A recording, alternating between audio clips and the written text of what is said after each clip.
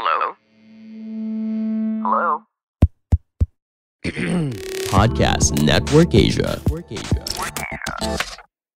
Lisir wangi seliramu tumaking sirno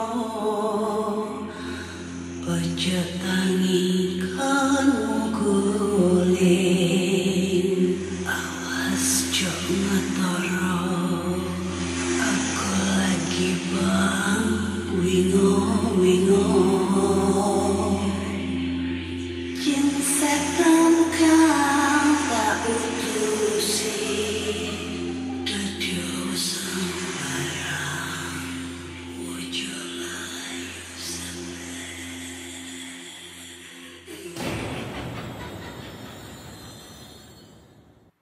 Assalamualaikum warahmatullahi wabarakatuh. Selamat datang di podcast kisah horor.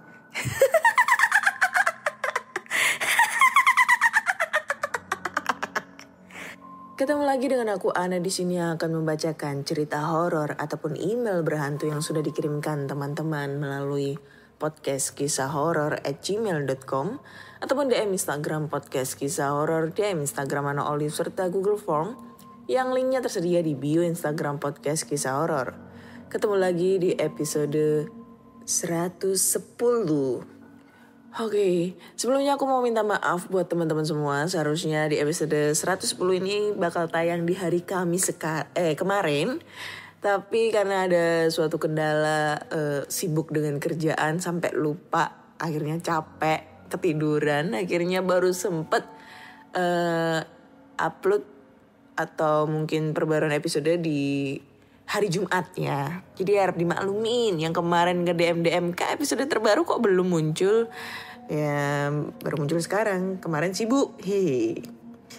Terus bagaimana kabar kalian? Seperti biasa aku pasti bakal nanyain tentang kabar kalian ya. Semoga kalian sehat selalu. Terus dijauhkan dari penyakit, dijauhkan dari COVID. Semoga yang lagi positif semangat untuk menjalani supaya negatif. Sehat-sehat terus, jangan lupa banyak minum vitamin, pakai masker, cuci tangan, dan jaga jarak ya. Oke, langsung aja ya kita mau baca-baca cerita yang udah dikirim lewat email. Dan cerita pertama ini datang dari siapa ini ya? Dari Bayu. Oke. Assalamualaikum Kak Ana. Semoga sehat selalu dan lancar selalu rezekinya. Amin. Saya Bayu. Setelah cerita pertama saya yang masih kurang rapi karena masih belajar menulis, kali ini saya memberanikan sendiri mengirimkan cerita kedua saya. Cerita kedua ini datang dari bapak saya yang bekerja di rumah sakit di daerah Pondok Indah, Jakarta Selatan. Langsung aja masuk ke ceritanya. Jadi, seingat bapak saya ini terjadi pada tahun 90-an. Bapak saya mempunyai tugas jaga malam di rumah sakit. Saya dipanggil oleh pihak rumah sakit pada malam itu untuk bergantian shift jaga malam menyiapkan peralatan untuk operasi. Jadi pada tahun itu pihak rumah sakit menjemput karyawannya memakai mobil ambulans. Seberapa seremnya dijemput dari rumah dengan mobil ambulans? Kalau saya pikir, tapi saya pikir demi efisien dalam pekerja mungkin dan posisi menyiapkan alat operasi ini cukup vital menurut saya pada tahun itu. Dan sempat diceritakan setiap dijemput ambulans dari rumah sakit, dikira tetangga ada yang meninggal atau apalah. Padahal mau jemput bapak saya. Singkat cerita sudah sampai rumah sakit. Ketika bapak saya sedang bekerja di ruangannya sendirian, karena pada hari itu hanya bapak saya seorang di jadwal, tiba-tiba hal aneh terjadi. Tapi dibilang nyata atau bukan, memang bapak saya yang merasakan waktu itu. Tiba-tiba AC ruangannya sangat dingin sekali.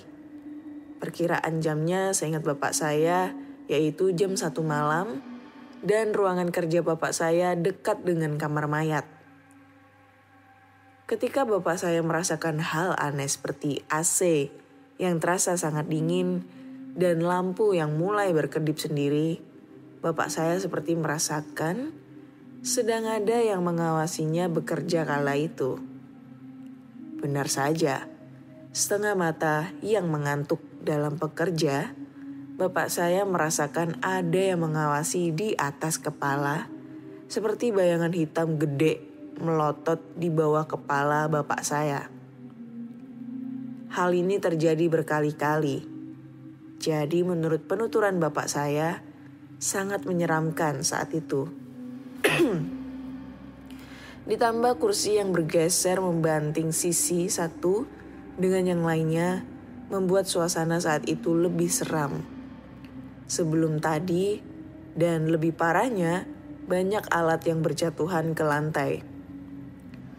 Lalu bapak saya mengatakan sesuatu. Sudah, jangan ganggu di sini. Saya cuma ingin bekerja. Langsung gangguan pun menghilang, kata bapak saya. Mendekati waktu mulai rame orang ya sekitar jam 5 pagi. Jadi bapak saya kebagian berjaga di ruangannya dari malam hingga pagi. Sekian cerita seram dari bapak saya. Terima kasih Kak sebelumnya sudah menceritakan cerita saya. Oke, thank you banget buat Bayu ceritanya ya. Jadi ceritanya tentang pengalaman bapaknya pada saat itu jaga malam di sebuah rumah sakit. Ya biasalah, emang rumah sakit itu identik dengan serem ya. Selain serem karena banyak orang sakit, serem juga karena ini ya, banyak apa ya istilahnya kalau kita lewat ruang jenazah itu pasti serem banget. Di satu sisi lain pasti banyak gangguan-gangguan dari makhluk halus. Ya kenapa ini si setan bisa ganggu di rumah sakit? Ya karena rumah sakit itu tuh tempatnya orang sakit yang biasanya kadang itu banyak pasien yang mendapatkan ajal gitu ya, sakaratul maut. Di satu sisi lain juga banyak jenazah yang tidak dikenal atau mungkin jenazah yang disimpan di rumah sakit kayak gitu ya. Jadi banyak banget gangguan-gangguan hal mistis. Nah, kalau sampai ini setan udah sampai menjatuhkan barang atau sampai membanting itu sebuah kursi, berarti ini kekuatannya energinya si makhluk halus itu udah gede banget sampai bisa menggerakkan suatu barang kayak gitu ya. Ibaratnya ini gangguannya udah ekstrim banget dan harus hati-hati juga. Tapi kadang itu mereka kayak ngasih suatu tanda dengan menjatuhkan barang atau suara-suara itu lebih ke caper biasanya, cari perhatian. Kalau menurutku sih kayak gitu ya. Capernya itu ya kayak ngasih tahu aja, hey, aku di sini loh, lihat aku gitu kan. Nah, sedangkan dianya si setannya tuh nggak tahu kali ya. Kalau misalnya kita lihat dianya aja, pasti ya serem banget lah, takut lah. Jangankan ngelihat, kalau ngedenger suara atau ngelihat barang jatuh aja udah takut setengah mati. Apalagi lihat sosoknya kayak gitu kan. Makanya kalau seandainya kalian dengerin suara atau ngelihat barang jatuh, harap ya hati-hati aja, cuek aja dan perbanyak doa. Karena biasanya kalau sudah bisa menggerakkan barang itu udah ekstrim banget tuh energinya. Dan sumber kekuatan dari makhluk halus tersebut itu ya dari ketakutan kita. Jadi ya jangan takut karena kan derajatnya manusia tuh kan lebih tinggi dibandingkan jin. Kayak gitu. Jadi jangan usah takut lagi ya. Oke. Thank you Bayu buat ceritanya sekali lagi. Dan next kita lanjut aja ke cerita berikutnya ya.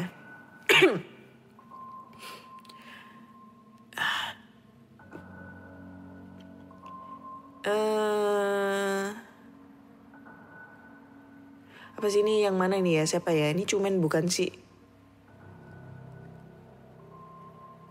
Ya ini datang dari, gak tau ya, aku sebut aja sih nama emailnya.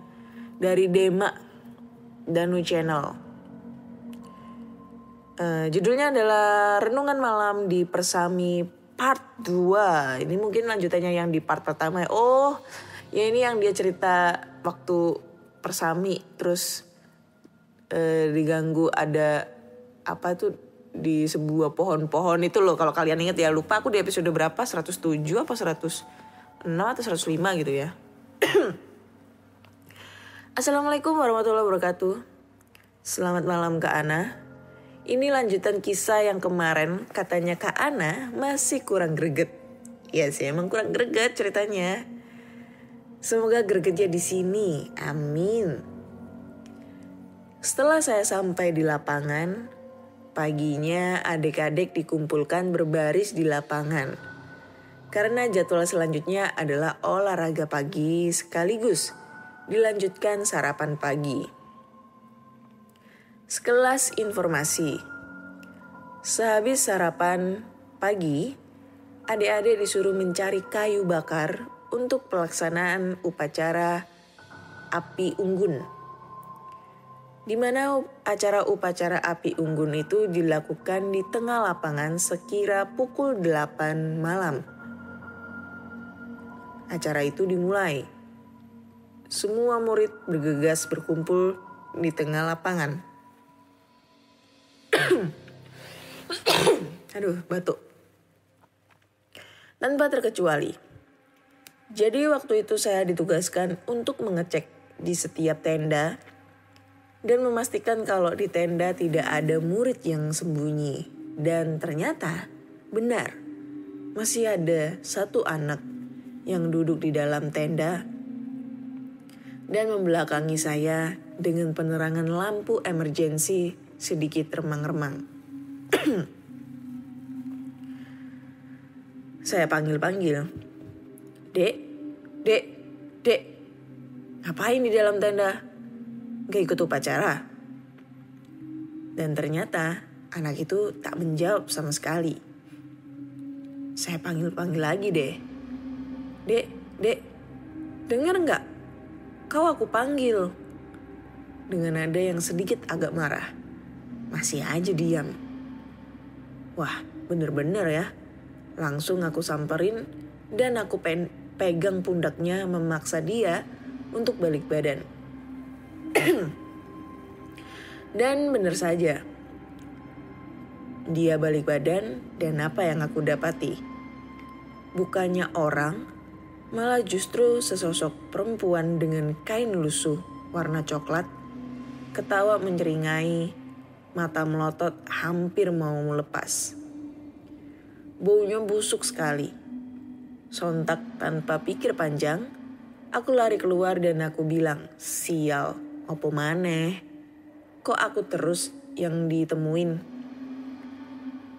Sehabis itu aku kembali ke tempat acara upacara api unggun. Setelah upacara selesai, gangguan itu tidak berhenti di sini saja. Sekitar jam menunjukkan pukul 10 malam, adik-adik kembali ke tenda dan disuruh untuk beristirahat. Sedangkan aku sendiri di samping tidak ada kegiatan. Aku bersama teman aku yang namanya Ari berkesempatan untuk pergi mandi. Bro, tolong nganterin aku mandi. Lalu si Ari menjawab, oh ya kebetulan saya juga pengen mandi nih. Ya udah ayo dah. Sekilas info. Tempat mandi ini agak jauh dari tempat kita mendirikan tenda dan tempat mandi ini berada di dekat pemukiman warga. Dahulu orang menyebutnya kamar mandi ini adalah kamar mandi umum dan cuma ada satu sumur yang kesehariannya diambil warga untuk kebutuhan hidupnya. Waktu dulu kalau mau mandi harus menimba air dulu di sumur. Karena dulu masih jarang menggunakan sanyo, apalagi di daerah pedalaman. Sudah pasti jarang yang memilikinya. Kita berdua jalan menuju sumur itu. Nah, sampailah kita berdua di sumur. Si temanku Ari malah lupa membawa sabun. Kembalilah dia ke tenda untuk mengambil sabun. Tinggallah aku sendiri di sumur ini dan suasana sepi. Tak ada satupun warga kampung yang masih di luar rumah. Dan tidak ada satupun pintu rumah warga yang masih kebuka. Dan mulailah aku untuk menimba air duluan sambil nunggu si Ari datang. Baru pertama saya memasukkan ember ke dalam sumur dan aku tarik. Gila, ini ember kok berat banget ya? Padahal ini ember gak besar-besar amat. Kok beratnya kayak gini ya? Ku coba terus. Aku tarik dan tarik sesampai mau ke bibir sumur dan ternyata apa yang kulihat. Di atas ember ini ada anak kecil, matanya melotot merah, kepalanya plontos hitam sambil memegangi tali yang aku tarik. Kagetlah aku. Langsung aku lepas tali timba sumur, terus lari menuju tenda. Sepatu dan pakaian gantiku sampai ketinggalan. Yang penting aku sudah aman dari gangguan makhluk itu. Kemudian si Ari tanya, "Ngapain bro? Kok kamu malah balik ke sini juga? Bukannya mandi?" Lalu aku menjawab dengan nada yang tergesa-gesa. "Hah, gila bro, bener-bener gila. Aku habis ngeliat hantu anak kecil di sumur. Baru ngambil satu timbaan, sosok anak kecil itu nangkring di ember." Mendengar cerita dari aku, si Ari juga gak ikut mandi. Semalaman saya jadi gak bisa tidur karena terbayang oleh dua sosok tadi. Saya duduk sambil ngopi di depan api unggun yang masih tersisa bara apinya. Sambil ditemani pembina lain yang juga gak bisa tidur. Sedangkan si Ari, dia asik dengan HP-nya. Pagi harinya pakaian dan sepatuku baru aku ambil. Dan hari itu juga acara penutupan bersami dilakukan. Dan aku segera bergegas menyuruh adik-adik beres-beres membongkar tenda untuk persiapan pulang. Sampai di sini dulu Kak. Wassalamualaikum warahmatullahi wabarakatuh. Sukses selalu podcast kisah horor. Selamat malam. Oke, thank you Dema buat ceritanya. Mungkin di cerita pertama mungkin agak kurang serem ya. Tapi kalau menurutku di cerita kedua ini agak ya serem lah. Ada seremnya juga. Tapi belum bikin aku greget gitu ya. So ya udah biasa sih kalau gangguan-gangguan di persami. Apalagi gangguannya itu di lokasi perkemahan yang terbilang angker ya. Kalau di daerah Jawa Timur itu ya jelas lah di Kakek Bodo.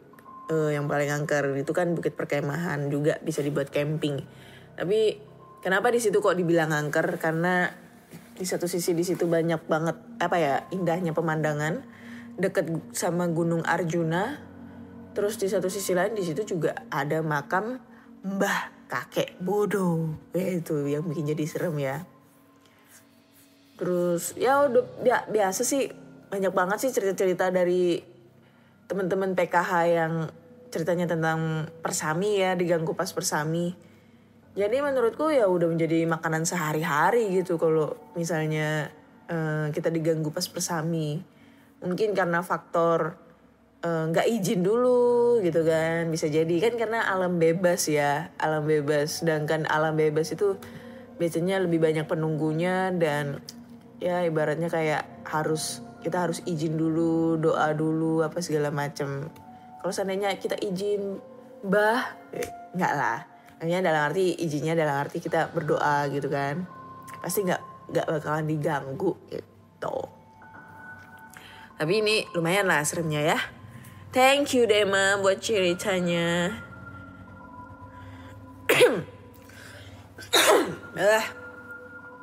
Batuk gak sembuh-sembuh.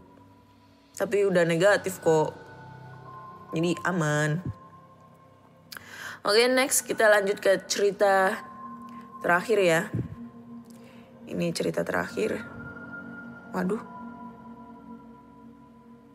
Scroll terus ini. Kita baca dari gantian dari Google Form. Karena Google Form banyak yang belum aku baca ya. Iya. Nah ini dia. Waduh, panjang guys. Jadi ceritanya datang dari Teran. Judulnya adalah Villa di Batu. Batu maksudnya di Malang ya, ini ya, kota Malang. Karena di Malang tuh banyak villa guys. Keren banget di Batu. Permisi Mbak Ana, aku Teran dari Pakuwon, Surabaya. Waduh, deket ini rumahnya, Pakuwon.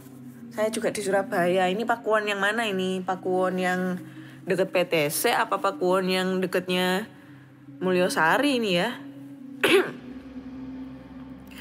Aduh, anak mall ini pasti. Oke, lanjut ya. Ini cerita pengalamanku saat awal masuk kuliah di Malang. Bulan November. Kurang lebih 2 bulan sudah aku masuk kuliah. Kelasku mutusin buat sewa villa di Batu. Kami menyewa 2 villa selama 3 hari 2 malam. Alasan kami mengadakan acara ini itu buat saling mengenal satu sama lain dan bikin kami makin akrab. Kami berangkat dengan total 35 mahasiswa, 15 laki-laki dan 20 perempuan. Kami berangkat Jumat pagi sekitar jam 7:30. Sampai di lokasi sekitar 30-45 menit kemudian. Villa yang kami sewa ini bangunan lawas tapi terawat. Di villa itu ada 5 kamar. 3 di lantai 1 dan 2 di lantai atas. Di villa itu juga ada basementnya. Di sana ada dapur, kamar mandi, dan ruangan buat kumpul yang lengkap dengan permainan. Ada tenis meja, papan catur, monopoli, dan permainan kartu. Aduh, sorry banget guys, batuk ya. Perempuan tidur di 3 kamar yang ada pada lantai 1. Sedangkan di lantai 2 buat laki-laki. Malam harinya di hari Jumat, kami semua kumpul di basement kecuali Andre. Dia pulang ke rumahnya karena hari itu ada acara keluarga. Kebetulan Andre orang Batu. Villa ini juga Andre yang cari. Sekitar jam 1 dini hari, tiba-tiba aja tanpa rencana sebelumnya, kami memutuskan untuk pergi ke Paralayang tanpa Andre. Wah, saat kami berada di Paralayang, ternyata Andre balik ke villa. Kami gak ngabarin Andre karena kami kira dia bakal tidur di rumahnya. Sampai di villa, Andre lihat kalau villanya gelap. Tapi dia gak heran karena menurutnya kami lagi pada di basement semua. Dia masuk ke villa yang terkunci karena dia bawa salah satu kuncinya. Pas di dalam sebelum nyalain lampu, dan cuma ada cahaya bulan yang masuk lewat pintu. Dia lihat ada perempuan di dekat tangga menuju basement. Ditanyalah perempuan itu sama Andre. Yang lain pada di bawah. Tapi gak ada jawaban. Dan perempuan itu langsung menuju ke basement. Karena dikira Andre semua emang pada di basement dan perempuan itu emang mau ke basement buat gabung, Andre yang ngikutin aja. Awalnya pas Andre sampai di basement, perempuan itu gak ada. Basement juga gelap. Andre belum merasa aneh. Hey. Dia memanggil kami. Tapi gak ada yang jawab. Dia merasa lagi dikerjain. Tapi dia gak ulang tahun. Apa alasan dia dikerjain, pikirnya. Gak lama Andre dengar air keran dari kamar mandi. Tapi lampu kamar mandi kelihatan gelap dari celah bawah pintunya. Andre masih mengira dikerjain. Dan ada yang sembunyi di kamar mandi. Andre tenang dong, terus nyalain lampu. Kemudian dia duduk di sofa yang ada di depan TV. Gak lama kemudian Andre lihat Vindi keluar dari kamar mandi. Vindi ini yang kami rasa paling cantik di kelas. Yang lain gak capek sembunyi di kamar mandi? Kali ini dijawab sama Vindi. Yang lain udah pada tidur di kamar. Wah, anjir lah, setannya ngejawab cuy. Sebenarnya di situ Andre udah merasa aneh. Anjir, kok gue rinding. Salah satunya tuh kenapa Vindi gak ke kamar mandi di lantai 1 aja jika mau pipis. Tapi Andre gak cerita semuanya ke aku. Singkatnya dia berhubungan anjing lah. Aduh, gila. Bodoh nih orang. Singkatnya dia berhubungan badan sama Vindi. Normal dan enak kata Andre. Wah, anjir lah dia. Aduh, dia segede papap cuy sama setan. Sampai pas dia asik main. Anjir lah, gue gak bisa nahan ketawa. Anjir lah. Aduh. Dia nyium bau amis. Kayak bau darah. Tapi deket banget baunya. Pas Andre ngeliat ke bawah, ke muka Vindi buat nanya tentang bau itu. Muka Vindi yang tadinya cantik pas dicium, kok berubah jadi hancur. Wanjir lah. Kata Andre, dia lihat darah yang keluar dari mata Vindi. Pas dilihat, itu Vindi senyum-senyum. Entah menghina atau keenakan. Tapi menurut Andre itu menakutkan. Saat itu Andre terpatung untuk beberapa saat. Anjir gak buat ketawa gue anjir. Aduh. Anjir, sebentar. Bayanganku udah aneh-aneh ini ya. Oke, lanjut. Dia ngerasa ada air yang ngalir di dada sampai perutnya.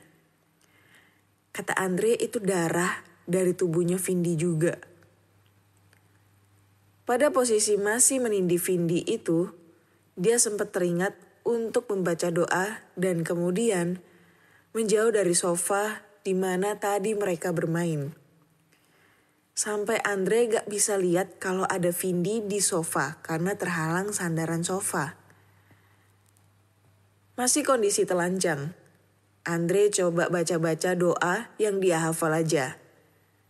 Gak lama kemudian kata Andre, dia dengar suara orang jalan dengan kaki diseret. Tapi Andre gak bisa lihat ada orang jalan. Suara itu terdengar mengarah ke kamar mandi.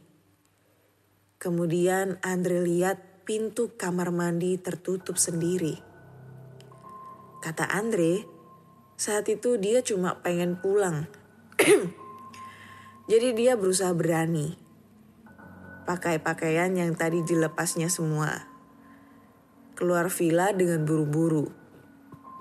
Tapi sialnya bagi Andre karena harus ketemu kami yang pulang pas di perjalanan. Jadi Andre papasan dengan kami dan kami sempat berhenti. Walaupun sempat gak mau diajak balik ke villa tanpa alasan yang jelas, tapi akhirnya dia kalah dengan ucapan, "Masa gitu sama temen?" Woi, mantap nih. Kemudian saat sarapan pada siang hari ketika kami berenang di kolam yang bagian dari fasilitas villa, saat kami di basement pada malam hari. Andre itu terlihat sopan, gak banyak ngomong, sampai-sampai aku gak dengar dia ada ngucap kata jancuk yang merupakan ciri khas Andre. Nah, alasan Andre jadi sopan itu aku tahu. Karena aku juga jadi sopan di hari Minggu. Jadi hari Sabtu malam pada saat kumpul di basement sekitar jam 10 atau 11, aku ke atas untuk mengambil power bank. Di lantai 1, aku mulai dengar ada suara ketukan. Tapi masih gak jelas suaranya. Aku sempat berhenti waktu naikin tangga. Suara ketukan itu makin jelas. Tapi aku masih belum tahu suara pastinya dari mana. Sesaat suara itu hilang, aku kembali menuju kamar yang kebetulan ada di sebelah kamar mandi. Saat itu semua lampu menyala. Jadi aku masih tidak takut. Ketika aku buka tas buat mengambil power bank, pintu kamar tiba-tiba tertutup. Kemudian lampu kamarnya mati. Ada suara langkah kaki di belakangku. Aku sempat menyalakan senter dari HP-ku. Saat balik badan, ada manusia yang berdiri tepat di hadapanku. Karena gelap, jadi ku arahkan senter HP-ku ke dia. Saat itu tepat di depanku, wanita berdiri di hadapanku kurang lebih 165 sampai 170 cm tingginya. Karena semataku tinggi wanita itu. Wanita dengan darah yang keluar dari mata kirinya. Tengkorak yang hancur di jidat kirinya. Seperti terkena hantaman benda tumpul yang sangat keras. Wanita itu tanpa busana dengan beberapa bekas tusukan pada dada dan perutnya. Kaki kanannya patah di antara tulang keringnya. Sepertinya wanita itu berusaha berinteraksi denganku. Namun, aku tidak mengerti apa yang dibicarakan karena suaranya hampir tidak keluar akibat pita suaranya yang terputus karena ada bekas sebilahan di tenggoroknya. Di dalam ketakutan itu, untunglah temanku datang karena aku terlalu lama. Sudah giliranku bermain tenis meja. Wanita itu menghilang sesaat aku mendengar suara pintu yang dibuka temanku. Aku tahu cerita Andre karena aku memintanya cerita tentang apa yang terjadi saat dia di villa sendirian, sedangkan kami di Paralayang. Teman-teman kelas yang lain tidak ada yang tahu dengan kejadian malam itu. Kurasa Andre merahasiakannya karena dia malu. Terima kasih ya Kak Ana, udah dibacain pengalamanku dan aibnya Andre. Anjir lah.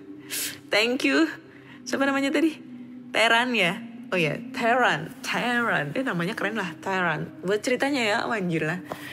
Cerita aib temennya nih diceritain. Anjir. Keren. Sempet merasa membuat aku merinding ya.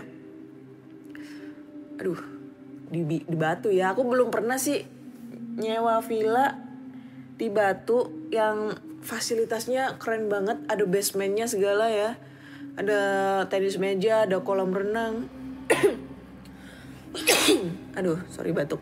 Terus ada juga apa tadi? Ya pokoknya lengkap banget lah. Ini fasilitasnya ya. Kalau aku biasanya dulu di Batu itu cuma sekali aja sih nyewa villa, tapi villa biasa yang kayak rumah biasa gitu di daerah Songgoriti gitu kan. Kebetulan waktu itu kan aku nyewa villa karena bingung mau cari hotel di sana itu udah pada full semua. Karena emang Batu itu kan terkenal dengan tempat wisata ya. Kalau kalian pernah ke Batu, tempat wisata Batu tuh aduh keren banget sumpah. Apalagi ke Paralayang. Aku udah pernah ke Paralayang tuh jam 2 malam.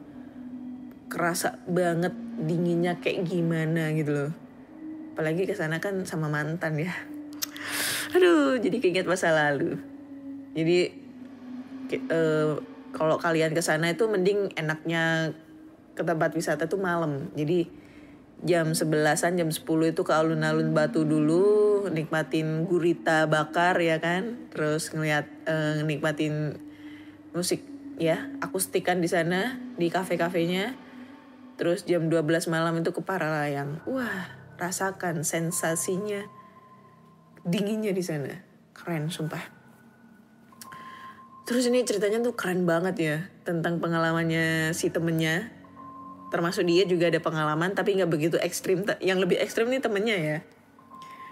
Sampai sempet-sempetnya dia tuh berhubungan badan gitu loh sama si cewek ini, si setan ini ya. Yang menyerupai temennya. Gak mikir gitu loh kalau misalnya ini bener-bener nih temennya kan dia berpikirnya kan dia ini temennya, sedangkan yang lainnya tuh pada tidur gitu loh. Dia tuh nggak mikir kalau seandainya pas dia berhubungan badan ada temennya, nggak sengaja keluar dari kamar kayak gitu. Ekstrim sih. Tapi di satu sisi lain dia nggak tahu cuy kalau itu kuntilanak, setan, anjir lah. Katanya enak lagi rasanya. Waduh, gimana ya? Aduh, anjir lah. Nekat ya ini orang ya. Keren ceritanya. Ini si Andre gimana kabarnya sekarang? Sehat-sehat kan? Nggak apa-apa kan? Nggak gila kan? Ini kejadiannya kayaknya November tahun kemarin ya. Jadi keren banget sih nih. Aduh, nggak bisa diungkapkan dengan kata-kata ya. Tolong Teran tanyain sama Andre waktu skidi papap atau ngencuk sama tuh setan ya. Sorry banget kalau frontal omonganku ya. Itu pakai posisi apa gitu loh. Sampai katanya dibilang nikmat, enak banget. Tapi katanya emang kayak gitu sih ya. Dengar-dengar ya. Kalau semisalnya kita berhubungan badan dengan makhluk halus, entah itu kuntilanak atau genderuwo. Biasanya kalau genderuwo itu kan dia berhubungan badannya kan sama cewek gitu ya. Katanya itu lebih nikmat gitu loh dibandingkan, pokoknya itu lebih mantep banget lah. Jos katanya sih kayak gitu ya. Ini kan aku tahunya itu kan dari beberapa banyak yang orang cerita di YouTube apa segala macam lah pengakuannya dia atau kayak gimana. Katanya sih udah pernah berhubungan badan gitu loh sama genderuwo gitu loh. Katanya enak. Nah, aku belum pernah tahu nih kalau ada orang yang berhubungan badan dengan kuntilanak. Belum pernah dengar. Kalau genderuwo udah pernah dengar, kalau kuntilanak belum pernah dengar. Dan ini kayaknya kalau villa yang fasilitasnya lengkap, bagus, kayaknya aku tahu deh ini villanya di mana ya. Tapi emang seserem itu ya. Ya namanya juga villa ya. Villa kan kadang kan juga gak dipakai gitu loh. Dipakainya kan kalau yang ada yang nyewa. Kalaupun ada manusia yang datang ke sana kan paling pas pak kebunnya aja bersih-bersih aja. Ngebersihin kebun atau ngebersihin villanya kalau ada yang mau nyewa. Kayak gitu kan. Jadi ya wajar lah kalau dipakai. Dihuni oleh makhluk halus. Dan menurut dari endingnya ceritanya si Teran ini, dia ngelihat sosok hantu dengan posisi telanjang, kakinya patah, kepalanya keluar, ngelihat ada tusukan di perut sama dadanya, ada sebilahan, pokoknya gorokan di leher. Jadi kalau menurutku sih ini jin yang menyerupai korban mungkin ya, korban pembunuhan yang ada di sekitaran villa itu. Mungkin. Karena dilihat dari bentukan si makhluk halus itu seperti kayak korban pembunuhan gitu loh. Dan akhirnya jin yang ada di situ itu, kebetulan yang ada di sekitar situ tuh mengcopy bentuk keadaannya dan membuat suatu penampakan untuk mengganggu manusia. Kayak gitu. Jadi ya serem banget sih. Kalau seandainya ini pembunuhannya belum terungkap, bakal seru banget nih. Pasti kan lu Teran, dia ngasih clue ke lu gitu loh Teran. Siapa tahu kalau dia jenazahnya belum ditemukan, dia kayak ngasih clue ke lu buat nyuruh nemuin jenazahnya. Ibaratnya kayak gitu kan sama aja kayak cerita sebelumnya ya yang ngontrak di Malang itu. Kalian masih ingat kan yang mahasiswa dari Kalimantan tuh, lupa aku namanya siapa, dia ngontrak di Malang. Terus dia hantuin sosok penunggu yang ternyata jenazahnya itu ditemuin di rumah tersebut. Wah keren itu sumpah. Oke deh, kayaknya cukup sekian dulu cerita kali ini. Aduh keren banget sumpah, ini endingnya keren banget. Gue ngebutuhin cerita-cerita yang kayak gini sebenarnya. Keren banget sumpah. Teran, kalau lu ada cerita lagi kirim lagi ya. Mantep. Oke, cukup sekian dulu cerita kali ini. Terima kasih sudah mendengarkan podcast kisah horor. Jika kalian mempunyai cerita-cerita horor, entah itu pengalaman dari diri kalian sendiri atau kakak, adik, ayah, ibu, kakek, nenek, tetangga, pak de, bude, ataupun selingkuhanmu ya, kalian bisa langsung aja kirim ceritanya ke podcast kisahhoror@gmail.com ataupun DM Instagram podcast kisah horor, DM Instagram Ana Olive, serta Google Form yang linknya tersedia di bio Instagram podcast kisah horor. Kemudian jangan lupa follow Instagram podcast kisah horor dan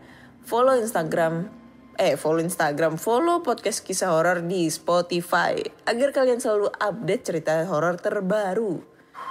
Terima kasih dan sampai jumpa. Dadah. Pandangan dan opini yang disampaikan oleh kreator podcast, host, dan tamu tidak mencerminkan kebijakan resmi dan bagian dari Podcast Network Asia.